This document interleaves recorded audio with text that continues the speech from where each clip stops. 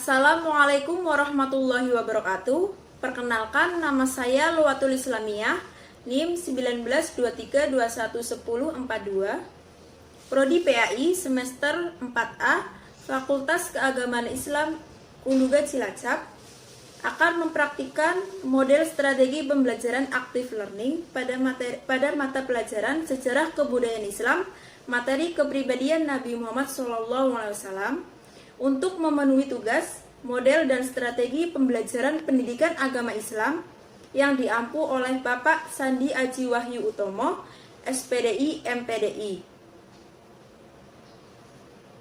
Assalamualaikum warahmatullahi wabarakatuh. Waalaikumsalam warahmatullahi wabarakatuh. Bagaimana kabarnya hari ini anak-anak? Alhamdulillah baik, Bu. Oke, alhamdulillah. Pada puasa enggak? Iya, Bu, puasa. Oke. Bu Guru, bagaimana kabarnya? Alhamdulillah Bu Guru kabarnya baik anak-anak. Oke, sebelum kita memulai pelajaran, kita akan berdoa dulu ya. Mbak Ima pimpin berdoa. Berdoa dimulai. Bismillahirrahmanirrahim. Raditu billahi rabba wa bil islami dina wa bi Muhammadin nabiyya wa rasula. Rabbi Zidni ilma warzuqni fahma. Amin. Langsung saja ya, kita absen dulu. Mbak Himayatul Khairiyah, hadirah. Mbak Sinta Zahro Daronia. Hadirah. Oke, berangkat semuanya ya. Iya, Tadi malam belajar apa enggak nih? belajar. Jadi kita sudah tahu ya akan membahas tentang apa? Sudah. Membahas tentang apa? Kepribadian Nabi Muhammad SAW. Oke, kita akan membahas tentang kepribadian Nabi Muhammad SAW. Tujuan kita mempelajari tentang kepribadian Nabi Muhammad SAW itu kita dapat meneladaninya kepribadiannya Nabi Muhammad SAW. Nah, jadi pribadi Nabi Muhammad SAW itu merupakan pribadi yang sempurna. Akhlaknya itu akhlak Al-Quran. Allah Subhanahu wa Ta'ala sendiri yang memujinya sebagai orang yang paling pantas dijadikan teladan bagi seluruh umat manusia. Oleh karena itu, Nabi Muhammad SAW merupakan rahmat bagi seluruh alam. Baik, kita masuk pada materi yang pertama, yaitu Nabi Muhammad SAW santun dalam menyampaikan kebenaran. Nabi Muhammad SAW itu terkenal sopan santun dalam bertutur kata. Nabi Muhammad SAW itu tidak pernah bohong, selalu jujur. Beliau itu tidak pernah memandang seseorang itu dari warna kulit, status sosialnya, suku, golongan, atau suku, bangsa, atau golongan. Beliau itu selalu berbuat baik kepada siapa saja, bahkan orang yang jahat. Beliau memiliki budi pekerti yang luhur. Seperti dalam firman Allah, Quran Surat Al-Qalam ayat 4. Bismillahirrahmanirrahim. Wa innaka la'ala khuluqin adzim. Yang artinya, dan sesungguhnya engkau benar-benar berbudi pekerti yang luhur. Oke. Nah, Ibu mau bertanya, bagaimana sih sikap Nabi Muhammad SAW ketika dituduh gila oleh kaum kafir Quraisy? Ada yang tahu nggak? Saya, Bu, Nabi Muhammad itu tidak marah. Oke, ada yang tahu lagi nggak? Saya, Bu, tetap teguh, sabar, dan tenang. Oke, jadi Nabi Muhammad SAW itu tidak marah, tetap teguh, sabar, dan tenang.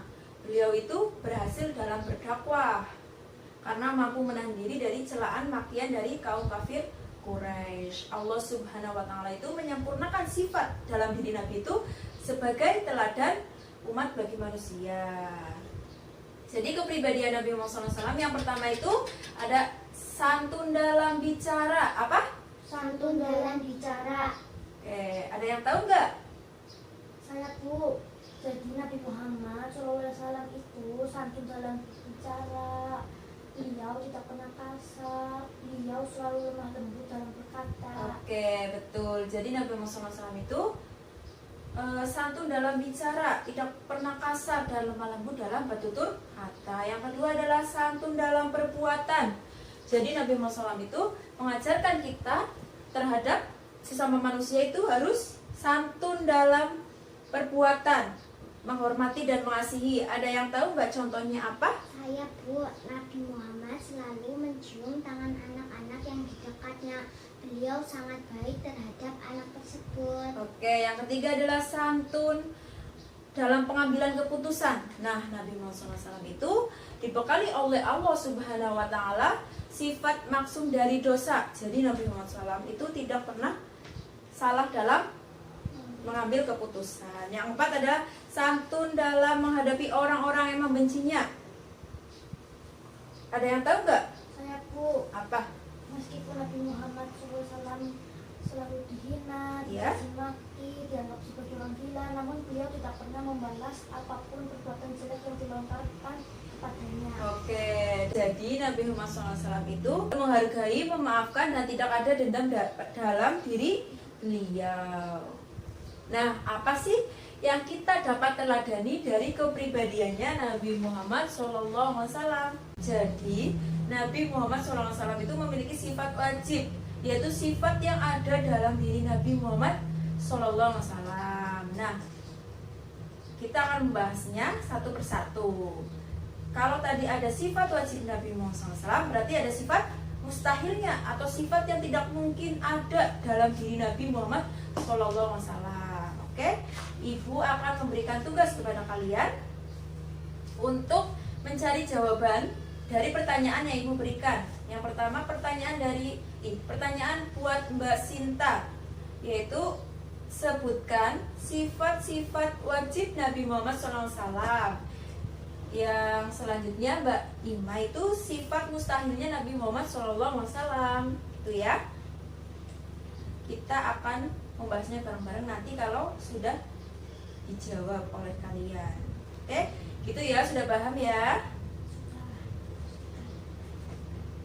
Ibu beri 15 menit dari sekarang. Oke.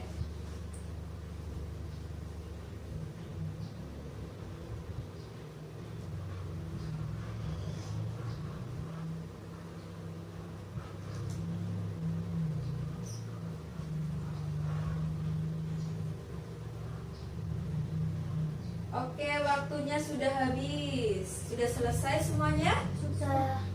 Oke.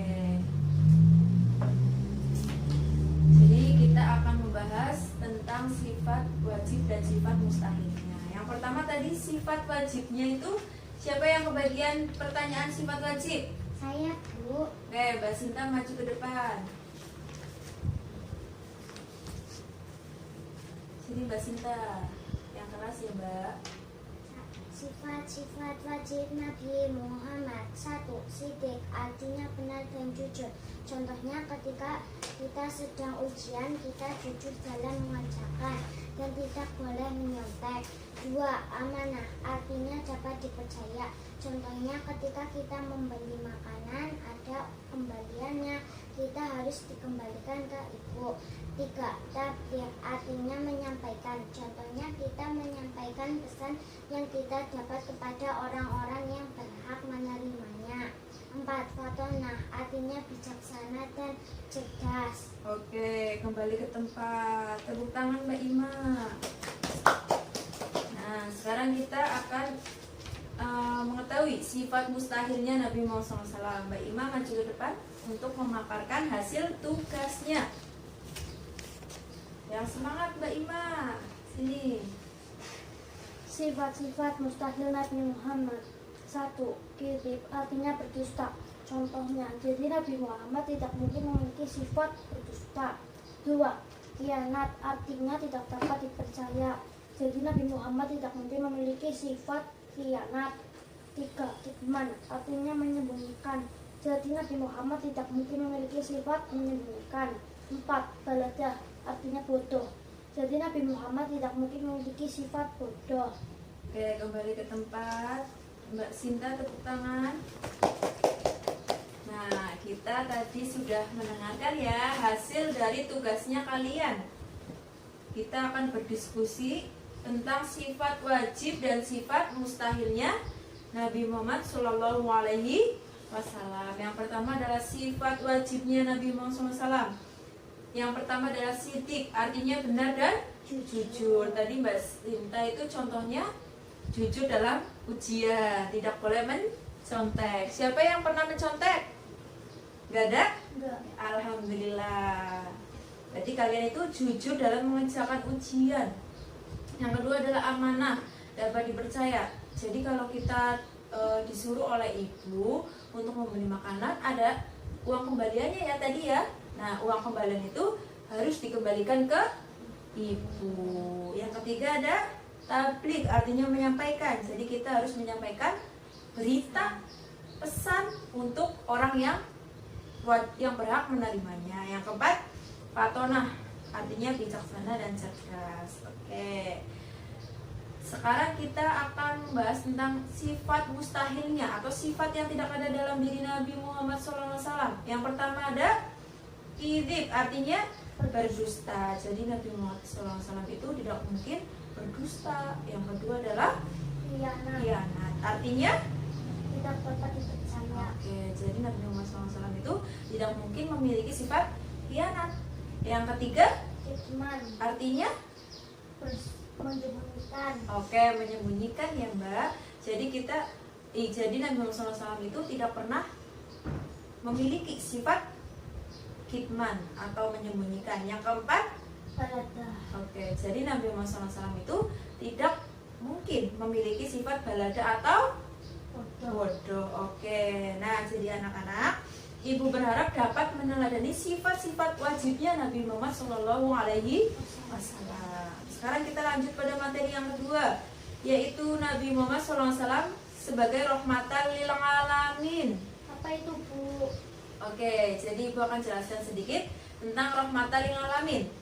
Rahmatan lil alamin adalah rahmat bagi seluruh alam. Jadi Nabi Muhammad SAW itu sebagai panutan, teladan atau contoh bagi kita semua, seluruh umat manusia, untuk melakukan perbuatan yang diperintah oleh Allah dan menjauhi larangan-larangan dari Allah Subhanahu wa Ta'ala. Contohnya apa, Bu? Oke, contoh Nabi Muhammad sebagai teladan itu, dulu Nabi Muhammad SAW itu bijak dalam menyelesaikan masalah tentang siapa yang berhak yang mengembalikan Hajar Aswad di sudut Ka'bah. Meskipun beliau yang paling berhak meletakkan kembali Hajar Aswad tersebut, tetapi beliau itu meminta para pemuka dan pemimpin kabilah Quraisy itu membantu mengangkat Hajar Aswad. Jadi akhirnya para pemuka dan pemimpin kabilah Quraisy itu merasa dihormati, dihargai, sehingga mereka itu bertambah simpati kepada Nabi Muhammad SAW. Itu contohnya ya Mbak Ima. Oke, jadi tugas Nabi Muhammad SAW itu sebagai rahmat seluruh alam itu ada 5. Ada 5 ya. Yang pertama adalah syahidan. Apa itu, Bu? Oke, syahidan itu artinya menjadi saksi bagi seluruh umat manusia di hadapan Allah Subhanahu wa Ta'ala di hari akhir kelak. Yang kedua ada mubasyiron, yaitu pemberi kabar gembira kepada orang yang beriman. Kelak itu akan masuk surga ketika menjalankan perintah dari Allah Subhanahu wa Ta'ala. Yang ketiga ada nadiron, yaitu pemberi peringatan kepada orang yang tidak beriman. Yang keempat ada da'iyan ilallah, artinya itu penyeru kepada agama Allah untuk memeluk Islam. Yang kelima ada sirojan muniron, yaitu cahaya yang menerangi umat manusia yang hidup dalam kegelapan dengan ajaran Islam. Nah, tadi kita sudah membahas dari awal sampai akhir tentang kepribadian Nabi Muhammad SAW. Sekarang ibu akan mengevaluasi ya, untuk tahu seberapa jauh kalian paham tentang materi kepribadian Nabi Muhammad SAW. Tadi kepribadian Nabi Muhammad SAW itu ada berapa ya? Ada yang 4 tadi ya? Yang kan 4? Masih ingat nggak? Santun ya, santun dalam Bicara, iya. Yang kedua santun dalam perbuatan. Yang ketiga santun mengambil putusan. keputusan, Yang keempat santun. dalam menghadapi orang-orang yang membencinya. Oke, jadi ada 4 tadi. Santun dalam bicara, santun dalam perbuatan, santun dalam pengambilan keputusan, santun dalam menghadapi orang-orang yang membencinya. Nah, Ibu akan bertanya, kuis jawaban singkat ya.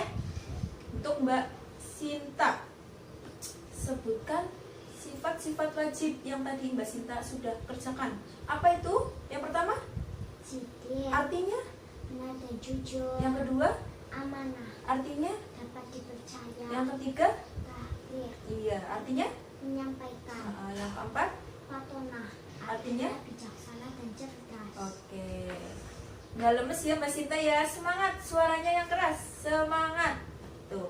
Mbak Ima, sekarang sebutkan sifat mustahilnya Mbak Ima. Ayo yang semangat. Yang pertama, Kibir, artinya. berdusta, Oke, yang kedua. khianat, Oke. tidak dapat dipercaya. Yang ketiga. Kitman artinya menyembunyikan. Yang keempat. Geledah artinya bodoh. Oke. Terus tadi ada tugas Nabi Muhammad SAW sebagai rahmat bagi seluruh alam. Ada 5. Yang pertama. Syahidan, Oke, yang kedua. mubasyiran, Yang ketiga. nadiran, Yang keempat. da'iyan ilallah, Yang kelima. sirajan muniran. Oke. Jadi syahidan adalah apa tadi? Menjadi saksi bagi seluruh umat manusia di hari akhir. Yang kedua adalah mubasyiron, yang artinya pemberi kabar gembira. Yang ketiga, nadhiron, pemberi peringatan kepada orang yang tidak beriman. Yang keempat, da'iyan ilallah. Yang kelima, sirojan muniron. Oke, tepuk tangan bagi kita semua. Berarti insya Allah kita sudah paham ya tentang materi kepribadiannya Nabi Muhammad Sallallahu Alaihi Wasallam, yang dapat kita teladani dan kita terapkan di kehidupan sehari-hari. Nah, kayak sifat wajibnya Nabi Muhammad SAW, berarti kita tidak boleh berbohong. Kalau berbohong itu Dosa. nah, jadi kita harus jujur kepada siapa? Orang tua, teman, saudara. Oh iya, orang lain, saudara, semuanya. Kita tidak boleh berbohong, harus jujur.